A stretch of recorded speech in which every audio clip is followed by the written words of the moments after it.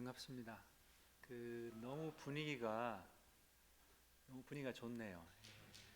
저녁 목사님이랑 같이 식사했는데 굉장히 적게 나오시는 줄 제가 예상을 했는데 제 예상보다 훨씬 많이 나오시고 분위기도 너무 좋고 해서 제가 좀 놀랐습니다. 그래서 예, 좋다는 칭찬입니다.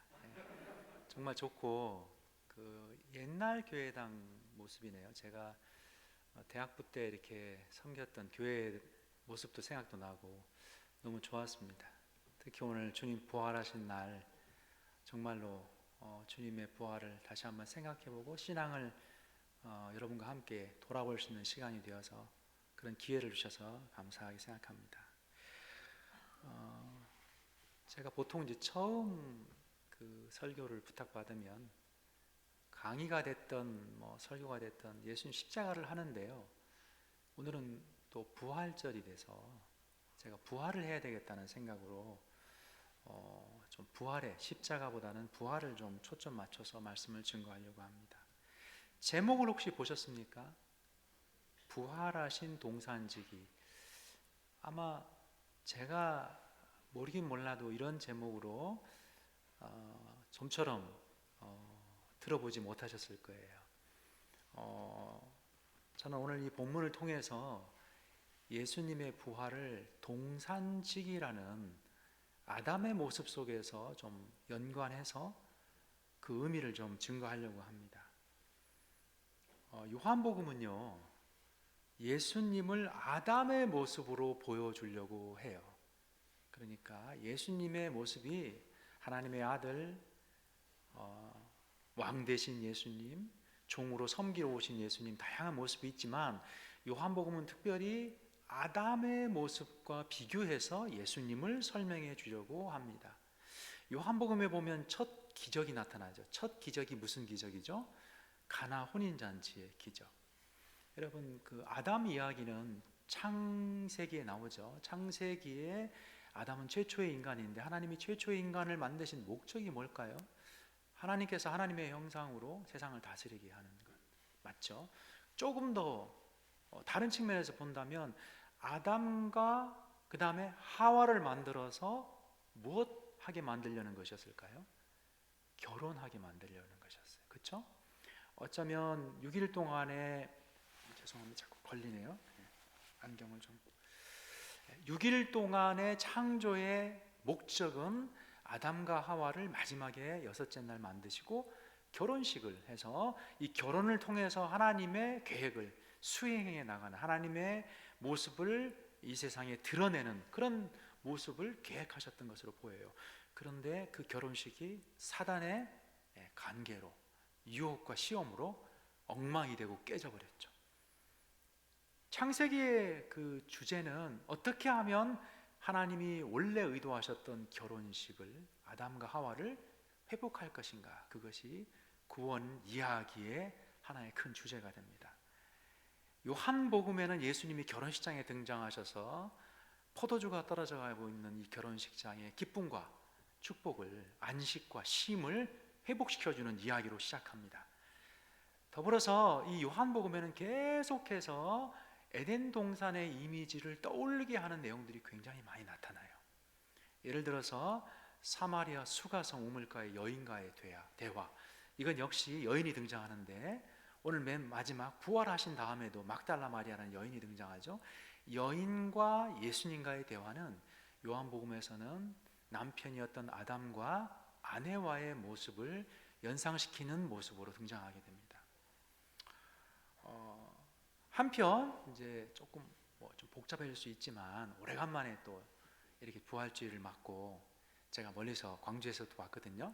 왔으니까 길게 2시간은 할 수 없고요. 그래도 한 20분 하긴 좀 그러니까 조금 더 설명을 하겠습니다.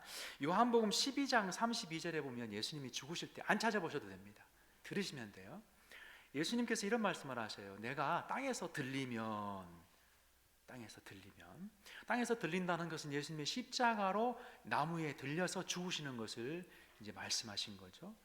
그런데 그 뜻을 유대인들이 뭐라고 해석했냐면 34절에 메시아는 땅에서 영원히 계신다고 했는데 너는 어떻게 끊어진다고 하느냐? 이 들린다는 것을 끊어진다, 땅에서 쫓겨난다라는 것으로 이해를 했습니다. 그 말은 원래 아담이 하와가 에덴 동산에 하나님의 축복받은 주인공이었죠. 거기서 하나님의 복을 받으면서 하나님의 일을 해야 되는데 범죄하고 난 다음에 에덴 동산에서 쫓겨나갔죠. 이 쫓겨나갔다, 땅에서 쫓아내어졌다라는 뜻이 땅에서 들려졌다. 그 발이 땅을 디딜 곳이 없이 너는 이 땅에서 소유할 자격이 없다라는 것을 보여주는 거예요. 그래서 예수님의 십자가는 한편으로는 하나님께 높임받은 것이지만 이 땅에서는 땅에서 끊어진 저주, 에덴 동산에서 쫓겨난 저주라는 것을 보여줍니다. 자, 이것을 설명하려면 좀 길어지니까 이 정도로 하고요. 또 기회가 있겠죠. 우리가 하나님께서 또 예정하시면, 허락하시면 우리가 또 만날 기회가 있을 거예요. 다음 기회로 넘어가기로 하고요. 요약해보면 요한복음에서 예수님은 특히 예수님의 죽음은 에덴 동산에서의 아담과 하와가 범죄함으로 에덴에서 쫓겨났던 그 죽음의 형벌을 갚아주는 죽음이다. 하나님의 형벌로서 죄를 짊어지시고 땅에서 쫓겨나는, 들려지는 심판이 십자가였다는 것을 기억하셔야 됩니다. 이렇게 보면 예수님의 십자가의 죽음과 부활은 반대로 아담과 하와가 에덴 동산에서 죄로 쫓겨났던 것을 회복하시기 위한 대가였다라고도 볼 수 있겠죠. 쫓겨났으니 이제 죽음을 통해서 그 죄를 해결했으니 다시 이제 들어갈 수 있는, 그 에덴 동산으로 들어갈 수 있는 회복의 길을 열으셨다는 것이 될 수 있겠습니다. 자, 이런 맥락을 조금 생각하시고 머릿속에 두시고 요한복음 오늘 본문 조금 앞에, 바로 앞에 있는 부분을 한번 보면요, 19장 34절에 옆구리 얘기가 나옵니다. 예수님이 창에 마지막에 죽으신 걸 확인하기 위해서 옆구리에 창에 찔리시죠. 근데 이 옆구리라는 이야기가 요한복음에만 나옵니다. 혹시 그거 아셨습니까? 다른 데 다 나올 것 같지만 요한복음에만 나와요. 그 이야기는 요한복음을 통해서, 요한은 하나님께서 물론 쓰게 하셨죠. 요한은 요한복음을 읽는 사람들이 뭔가 독특한 사건을 떠올리고 예수님의 죽음을 생각하게 하도록 한 거예요. 옆구리가 어디에 등장할까요? 성경에 보면 창세기에 등장합니다. 물론 옆구리는 아니지만 옆구리와 비슷한 것을 생각하게 하는, 어떻게? 갈빗대.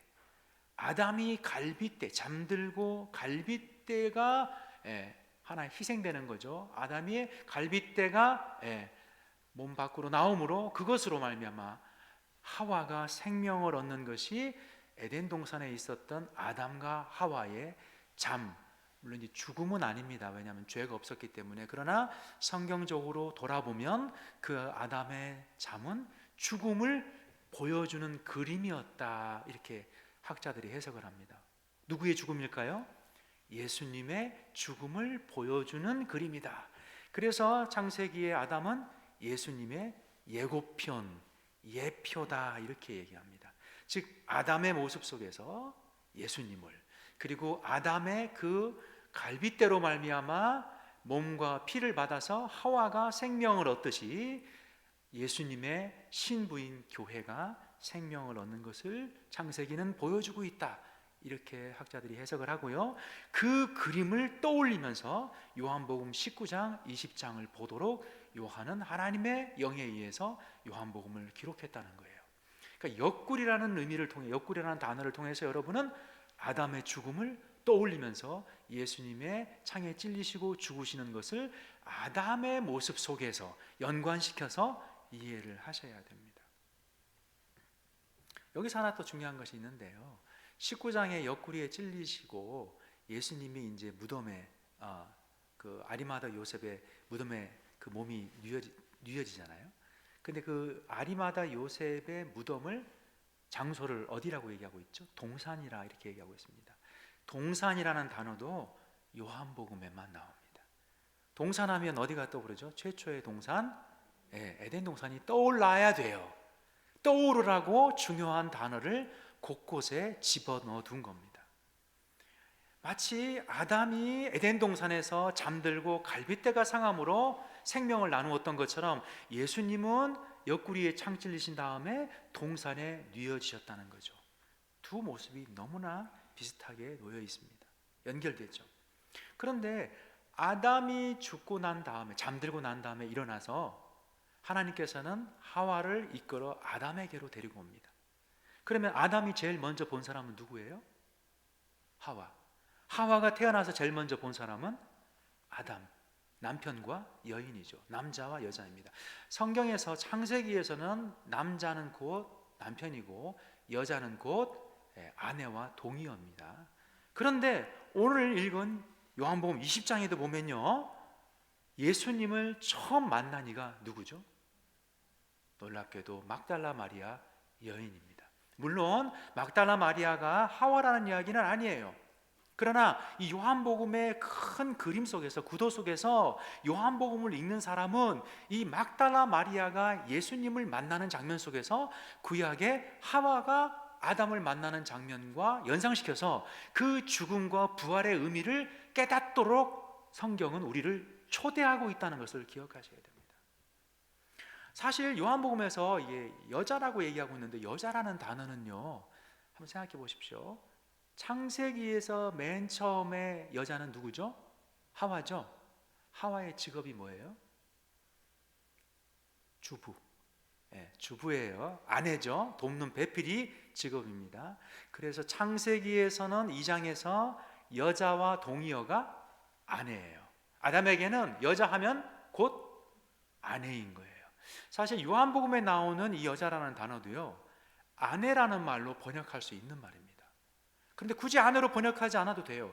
왜냐하면요, 아내로 번역하면 이상해지거든요. 그렇잖아요. 예수님의 아내는 아니에요. 그런데 여자라고 이 표현을 사용하면서 중의적 두 가지 의미를 가지고 쓰고 있는 거예요. 이 여자는 아내의 모습으로 지금 등장하고 있다는 겁니다. 그런데 더 놀라운 것은 이 여인이, 이제 중간 이야기는 좀 빼고요, 이 여인이 찾아갔다가 없어지니까 제자들에게 와서 제자들이 가보고, 중간에 스토리가 있죠. 다 아시는 이야기니까 빼고, 나중에 이 여인이 예수님이 없어진 줄 알고 무덤에서 울고 있었습니다. 그렇죠? 그런데 그 앞에 예수님이 나타났어요. 그런데 이 여인이 이 예수님을 누구로 알았죠? 동산지기. 이건 우연이 아닙니다. 동산이라는 단어도 요한복음에 유일하게 나오는데, 이 동산지기라는 단어도 요한복음에 나와요. 그런데 아담의 원래 직업이 뭐죠? 하나님의 형상으로 지음받아서 하나님이 주신 땅을 잘 말씀으로 다스리는 거. 근데 그 처음에 주신 땅이 온 세상이지만 가장 중요한 땅이 동산이죠. 한마디로 말하면 아담의 직업은 동산지기입니다. 그러나 불행하게도 첫 남편, 첫 사람 아담은 동산지기 역할을 제대로 하지 못했어요. 그래서 어떻게 했죠? 동산을 제대로 지키지 못하고 사단의 계계를, 사단의 시험을, 사단의 공격을 방어하지 못해서 이 동산이 어떻게 하나님의 동산이 아니라 사단의 동산으로, 하나님의 나라가 아니라 사단의 제국으로 죄와 사망이 들어오는 곳으로 만들어버렸다는 겁니다. 그렇다면 성경학자들은 다 얘기하죠. 우리 아마 목사님도 가끔씩 그런 얘기를 하셨을 거예요. 아담은, 예수님은 두 번째 아담 또는 마지막 아담이다. 첫 번째 사람 아담은 우리의 조상이었는데 그 아담 때문에 죽음이 왔고, 마지막 아담인 예수님은 예수님의 죽음으로 우리가 생명을 얻게 된다. 그래서 우리는 두 아담, 두 사람 사이에서 어느 편에 속하느냐에 따라서 삶과 죽음을 운명 지어진다. 이런 얘기 많이 들어보셨을 거예요. 그렇죠? 대표다. 그러니까 예수님은 우리에게 마지막으로 오신, 또는 둘을 비교한다면 두 번째로 오신 제2의 아담인 거예요. 바꿔 말하면 예수님은 동산지기로서 오신 겁니다. 근데 이 여인은 모르고, 예수님이 누군지 모르고 예수님을 동산지기라고 불렀습니다. 그러나 예수님은 실제로 동산지기는 아니었지만, 그 아리마다 요셉이 묻혀있는 그 동산의 지기는 아니었지만, 아담이 그랬던 것처럼 하나님의 동산지기의 모습으로 등장한 것입니다. 예수님은 겟세마네 동산지기는 아니었지만 에덴이 처음에 잘 지켜야만 했던 그 에덴 동산을 회복하는 에덴 동산의 참 동산지기로 여기에 있다는 거죠. 막달라 마리아는 그 말을 우리에게 해주고 있는 거예요. 막달라 마리아는 겟세마네 동산지기인 줄 알았는데 그건 틀린 거예요. 예수님은 겟세마네 동산지기는 아니었습니다. 그럼에도 불구하고 동산직이라는 말은 틀린 말이 아니에요. 예수님이 우리의 목자라고 하죠. 그렇죠? 예수님 우리의 목자인데 어디 목자이세요? 대관련 목장의 목자입니까? 그런 거 아니잖아요. 그런 이 땅의 어떤 목장의 목자라고 생각하진 않죠. 이 땅에 무슨 어디 저기 계곡에 있는 목자라고 생각하지 않죠. 우리는 원래 그 의미를 이해하면서 사용하고 있어요. 마찬가지로 막달라 마리아가 성경에서 동산지기라고 말했을 때는 겟세마네 동산지기는 아닙니다. 잘못 알고 한 소리예요. 하지만 원래 그 의미를 떠올리셔야 됩니다. 다시 한번 요약해 보겠습니다. 중간을 요약해 보면 최초의 동산지기였고 하와의 남편이었던 아담은 자기의 옆구리가 상함으로 갈빗대를 통해서 생명을 나눠주었습니다. 그럼에도 불구하고 동산을 잘 지키지 못하고 동산을 잃어버렸고, 그리고 아담과 하와가 동산에서 쫓겨나고 생명을 잃게 되었죠. 이제 다시 오실 예수 그리스도는 우리의 남편으로서, 동산지기로서 마지막 아담으로 오셔서 하나님의 동산을 어떻게 회복하고 사단의 권세로부터 우리 동산을 빼앗아서 어떻게 잘 사단의 침공에 시험에 방어하고 잘 가꾸시는 참다운 동산지기로서 우리에게 오실 것인지를 고대하면서 구속의 역사를 보셔야 된다는 거예요. 그래서 다시 한번 정리해보면 아담은 남편이었고 동산지기였다는 것을 기억하셔야 됩니다.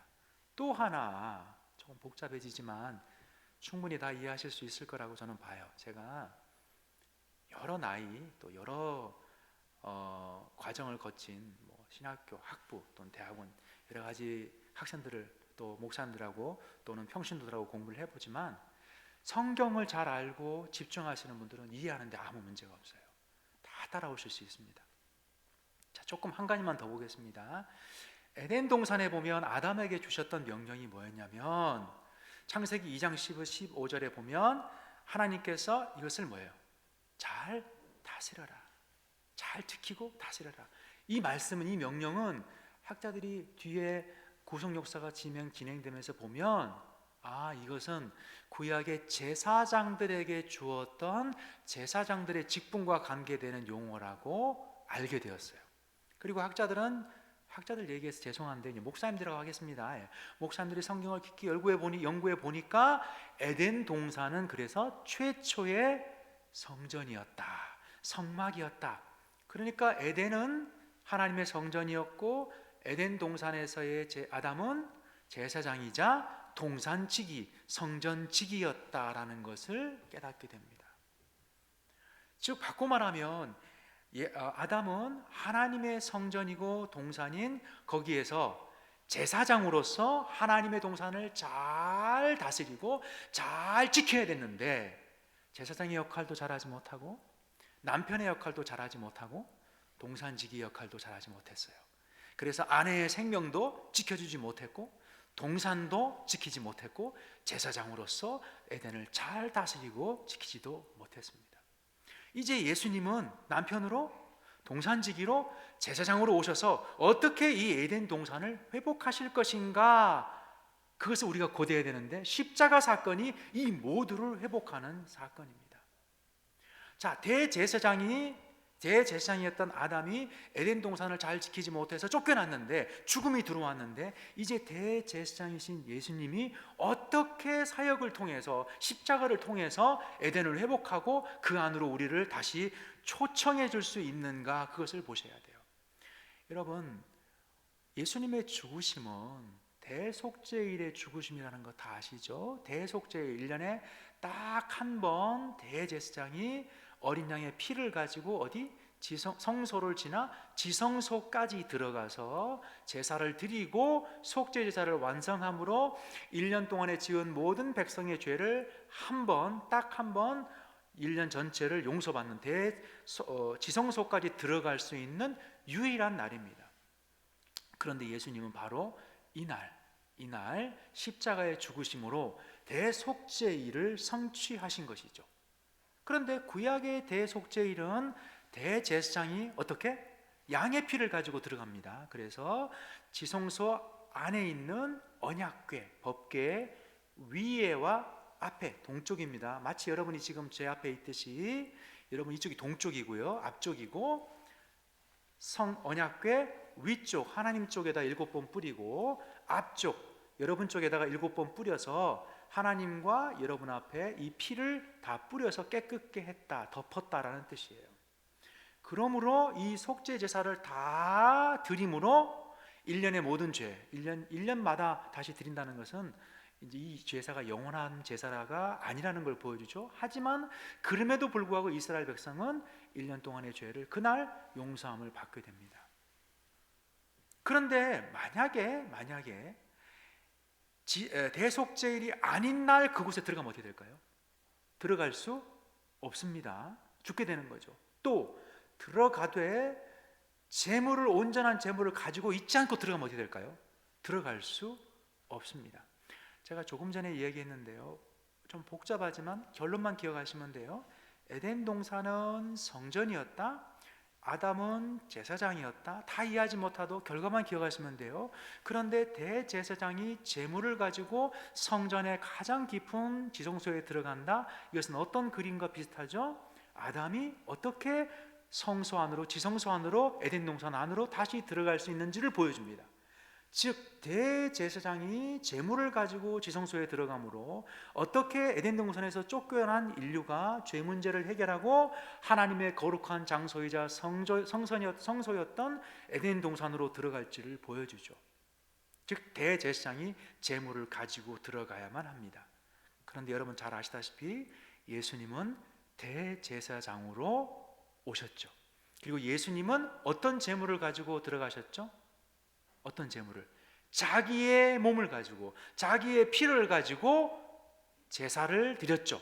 그러므로 대제사장이신 예수님께서는 자기의 피를, 제사장은 양의 피를 가지고 들어가는데 예수님은 자기의 피를 가지고 십자가에서 제사를 드리심으로 하늘에 있는 참 성소, 땅에 있는 성전은 모형이잖아요. 다 아시죠? 하나님 앞에서 제사를 드림으로 속죄 제사를 완성하셨다는 겁니다.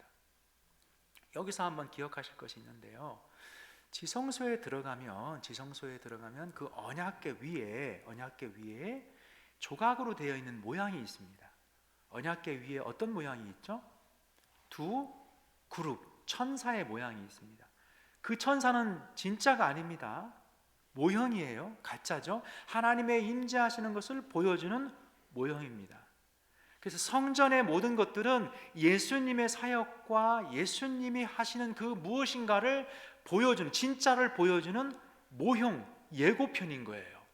그런데 제사장이 피를 가지고 들어가서 죽음으로 맨 마지막에 들어가는 곳이 지성소이고 그 언약궤 그룹 사이에 하나님을 만나는 장소인데, 예수님이 대제사장으로서 자기의 몸을 바쳐서 죽으신 다음에 그 예수님의 몸이 맨 마지막에 어디에 누였죠?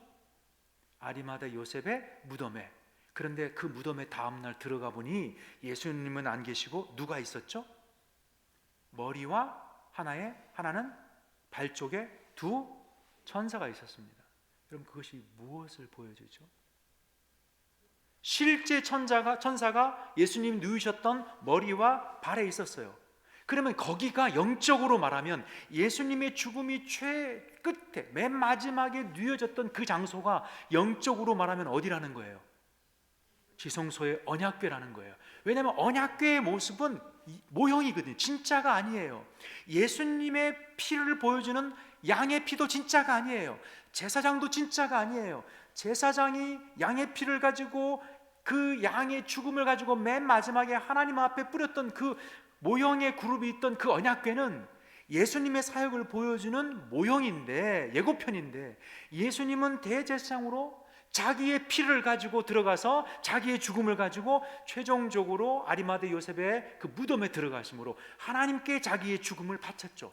그런데 그곳에 머리와 발에 천사가 나타나므로 예수님이 죽으셨던 그 장소가 하나님 앞에서 지성소 언약궤 위라는 것을 보여줍니다.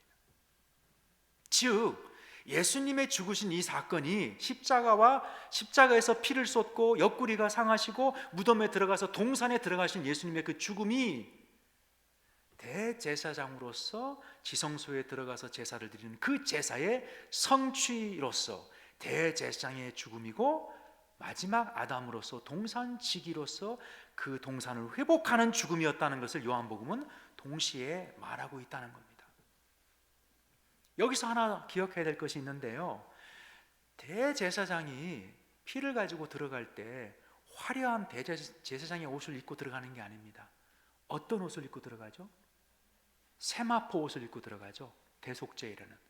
왜 세마포 옷을 입고 들어가죠?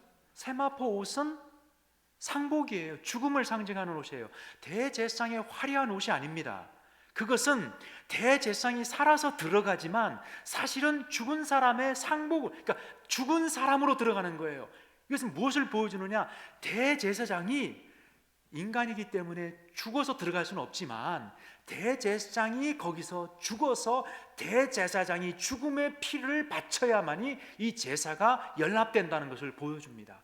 그러나 자기 피 대신 어떻게? 양의 피를 가져갔죠. 그래서 구약에는 예수님이 오시기 전까지는 대제사장과 양이 따로따로 역할을 나누었지만 원래는 대제사장이 죽어서 자기 피를 가지고 그곳에 들어가야 되는 거예요. 그런데 예수님은 대제사장으로서 자기가 죽으셨죠. 그리고 예수님이 죽으셨을 때 어떻게? 세마포로 쌓여졌습니다. 바로 그것, 대제사장이신 예수님이 세마포로 쌓여져서 그 죽음의 시신이 안치되었던 그곳의 의미를 보여주기 위해서 대제사장이 어떻게? 세마포 속옷을 입고 들어간 거예요. 여기서 중요한 것이 있습니다. 여기서 중요한 것이 있어요. 세마포 속옷을 입고 들어간 다음에 만약에 대제사장이 나오지 못하면 어떻게 될까요? 백성들은 지성소에 들어갈 수 없습니다. 백성들은 밖에서 기다리고 있습니다. 무엇을 기다리죠? 대제사장이 나오기를. 만약에 나오지 못한다면 어떻게 될까요? 그들의 죄는 용서받을 수 없는 겁니다. 나오지 못한다면 무엇을 의미하죠? 무언가 잘못됐음을 의미해요. 제사장이 들어가서 피를 뿌리지 않고 쏟았다든지, 7번 뿌려야 되는데 3번 뿌리고 귀찮아서 그냥 나왔다든지, 아니면 그 피가 어떻게 합당한 피가 아니라 흠이 있는 제물이었다든지 뭔가 잘못된 것을 의미하는 겁니다. 그래서 이 제사가 하나님 앞에 받을 만한 제사가 아니었을 때는 제사장이 어떻게 되죠? 거기서 죽어서 못 나오는 거예요. 그렇기 때문에 오늘 오전에 목사님 고린도전서 설교하셨는데 고린도전서 15장 17절에 보면 부활장에 바울이 이런 말을 합니다. 예수님의 부활이 없다면 여전히 우리는 어디 가운데 있다? 죄 가운데 있다. 여러분 이상하지 않나요? 예수님이 나의 죄를 위해서 죽으셨다면 십자가에서 죽으시면 나의 죄가 갚아진 거잖아요. 그런데 왜 꼭 부활이 필요하죠? 예수님이 나를 위해 죽었다면 그것으로 죄값을 치렀는데 왜 예수님의 부활이 꼭 있어야만 되냐 이 말입니다. 그럼 생각 안 해보셨나요? 누군가 중국 시대에는요, 황제가 잘못하면 황제 대신 맞는 사람이 있었죠. 대신 맞잖아요. 그럼 대신 맞으면 황제의 잘못을 용서받은 거예요. 어떤 법이 있어서 황제가 잘못하면 누가 대신 죽는다. 그러면 그 사람이 대신 죽임을 당했어요. 그럼 황제의 잘못은 용서받은 거죠. 그 사람이 다시 부활해야 황제의 잘못이 용서받습니까? 아니잖아요. 제가 뭘 말하는지 아시겠죠? 그렇죠? 예수님이 십자가에서 죽으셨으면 내 대신 죽은 거니까 내 죄가 용서만 받은 거예요. 그런데 왜 부활이 없다면 여전히 내 죄가 그대로 남아있다고 성경은 말하는지를 이해하셔야 돼요. 그 이유는 바로 이거예요. 대제사장이 지성소에 들어가서 나오지 않으면 어떻게 됐다고요? 그 제사는 오케이 사인을 못 받은 거예요. 그래서 백성들은 밖에서 기다립니다. 대제사장이 살아서 나올 때까지. 살아서 나온다면 그제서야 제사가 연락됐다는 확증인 거예요.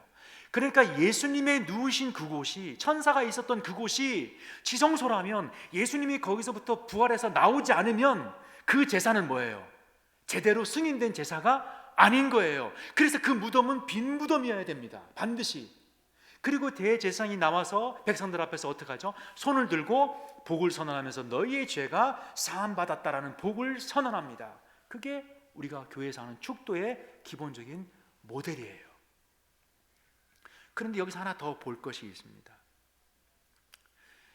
예수님의 무덤에 들어가 봤는데 하나 성경에는 굉장히 관심을 가지고 있는 부분이 있어요. 어디냐면 예수님의 쌌던 그 세마포에 대해서 굉장히 많은 관심을 가지고 있습니다. 요한복음 20장 5절에서 7절까지 그 세마포가 어떻게 되어 있는지를 굉장히 많이 집중적으로 거기에 조명하고 있어요.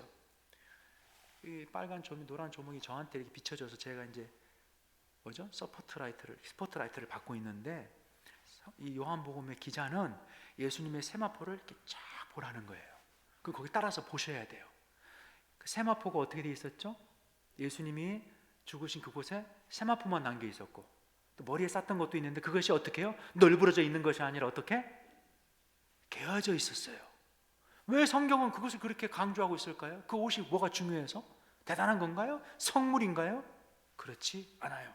그런데 왜 강조하고 있죠? 여러분, 이게 중요합니다. 레위기 16장 23절에 보면 대속죄일날 속죄 제사를 드리는 절차와 그 규정에 대해서 나오는데, 아까 얘기했죠. 대제사장은 화려한 옷이 아니라 세마포 죽음의 옷을 입고 들어갑니다. 그리고 그 피를 가지고 가서 자기가 죽어야 되는데 그 양의 피를 가지고 속죄의 제사를 드립니다. 죽음의 제사를 드리는 거예요. 그런데 그 제사를 드리고 나서 제사장이 어떻게 하는 줄 아십니까? 그 세마포 속옷을 갈아입어야 돼요. 갈아입고 화려한 제사장의 옷을 입고 나옵니다. 즉 죽음의 옷을 두고 축복의 대제사장으로 백성들에게 나와서 복을 선언합니다. 이게 레위기에 나와 있는 규정이에요. 요한은 바로 이 규정을 우리들이 기억하고 이 본문을 읽도록 요한복음에 우리를 초대하고 있는 거예요. 즉 예수님이 누우셨던 그곳에 천사를 보라, 그리고 거기에 놓여있는 세마포 옷을 보라. 그러면 예수님이 누구인지를 아는 거죠. 예수님이 누구라는 거예요? 바로 대제사장이다. 그리고 예수님의 죽음이 바로 대속죄일의 죽음이다. 그리고 예수님의 부활이 바로 대제사장이 거기서 나와서 너희들에게 죄 용서를 선언하는 바로 그 부활을 통한 속죄 제사의 확증이라는 것을 말해주고 있는 거예요. 요한은 이 그림을 겹쳐놓고 있습니다. 대제사장 그리고 예수님. 또 하나의 그림 뭐죠? 아담의 제사장이라고 그랬죠. 아담, 대제사장, 예수님의 모습이 겹쳐지는 거예요. 그러니까 예수님은 아담이자 동산지기이자 대제사장으로서 아내에게 생명을 주기 위해, 아내가 누구죠? 그리스도의 아내.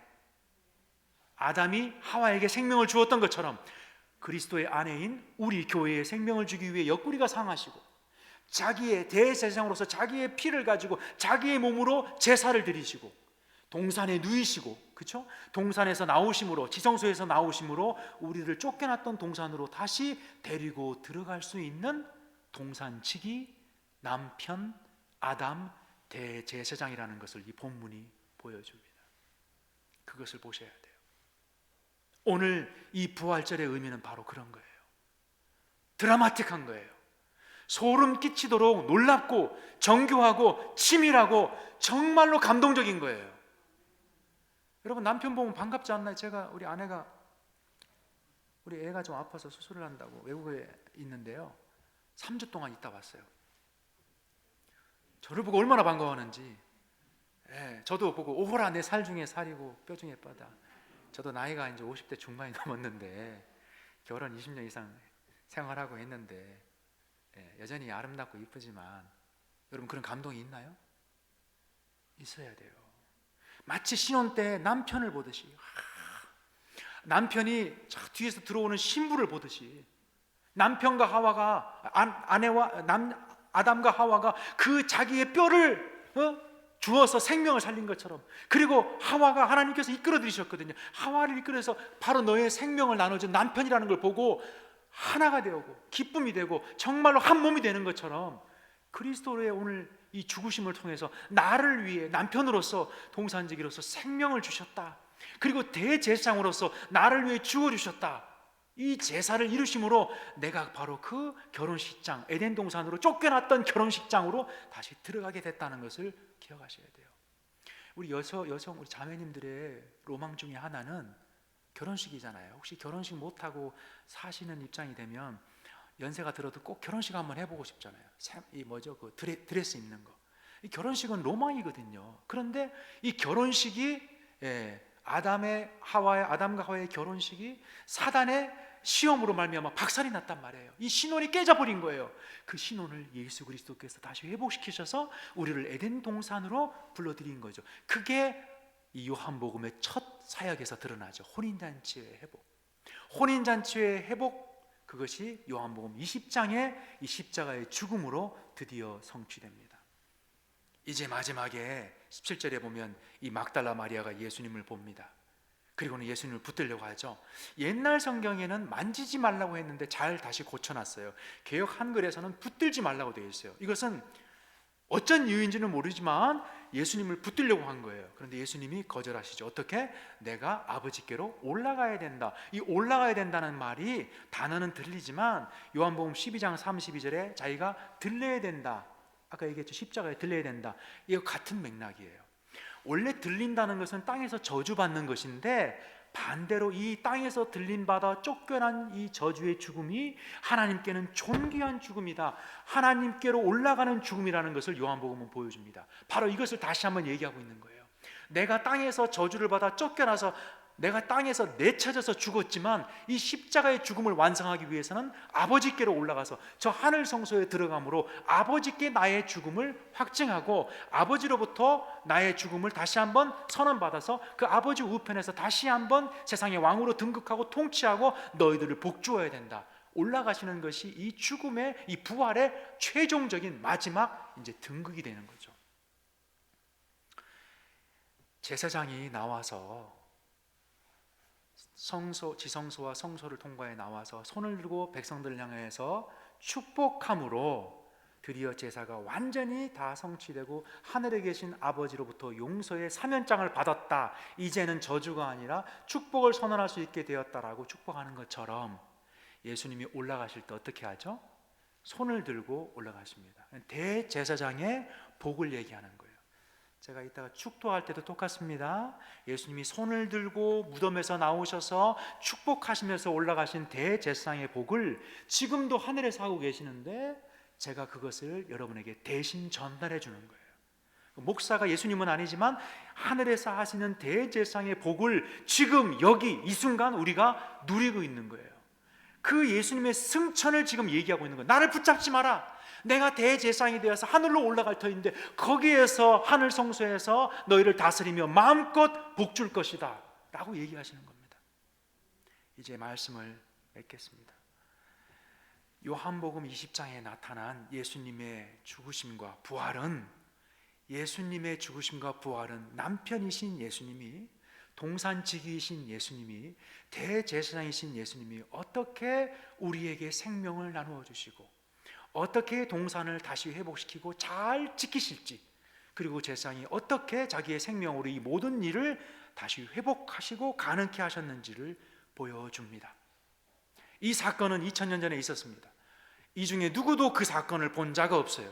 우리는 그 무덤에 들어가 본 막달라 마리아나 베드로처럼 그 무덤에 굽으려 들어간 자가 없습니다. 그럼에도 우리는 믿고 있습니다. 성령께서 증거하셨고 우리는 믿음의 눈으로 보기 때문입니다. 우리 모두는 이것을 보고 있고 특히 오늘 이남전도회 여러분은 이 일의 증인입니다. 이것은 부활주일에만 우리가 증거하고 외치는 날이 아니라 우리는 문 밖에 나아가서 교회당 밖에 나아가서 어디에 직장에서 또는 어떤 일을 하든 누구를 만나든 이 부활의 증인이 되어야 돼요. 이것이 우리의 사명입니다. 아담의 아내였던 하와가 남편을 도와서 하나님의 뜻대로 에덴 동산을 다스려야 했던 것처럼 이제 그리스도로부터 생명을 받은 하와인 우리 교회는 남편의 그 부활의 생명을 증거하는 아내가 되어야 됩니다.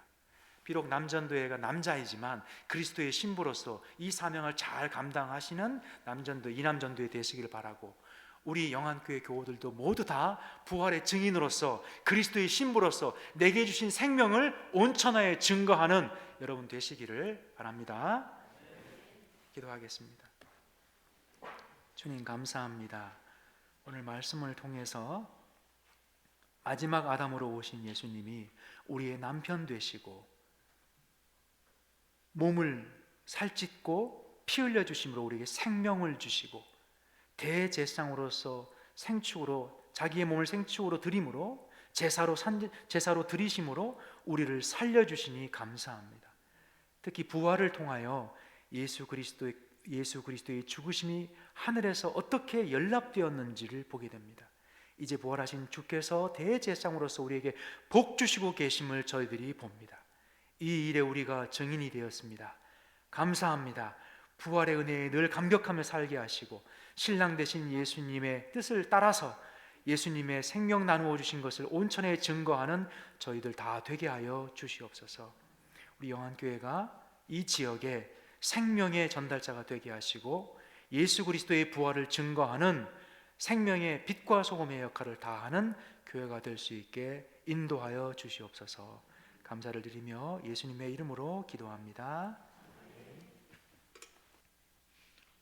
광고 두 가지만 드리도록 하겠습니다. 5월 14일 날 우크라이나 난민을 돕기 위한 걷기 대회가 있습니다. 동천 유원지 인근에서 진행할 예정이고요. 오랜만에 하는 교회 행사니까 많은 분들이 참석하셔서 함께했으면 좋겠습니다. 두 번째는 오는 4월 24일 주일날 직분자 선출을 위한 공동의회가 있습니다. 장로 3인, 안수집사 4인, 권사 6인. 오늘 유인물 받으셨는데 일주일 동안 기도로 직분자 선출을 준비하면 좋겠습니다. 이 시간에는 헌금 시간입니다. 찬송가 50장을 찬양하면서 헌금하고 우리 3절 부를 때는 다 같이 일어나셔서 같이 찬양하도록 하겠습니다.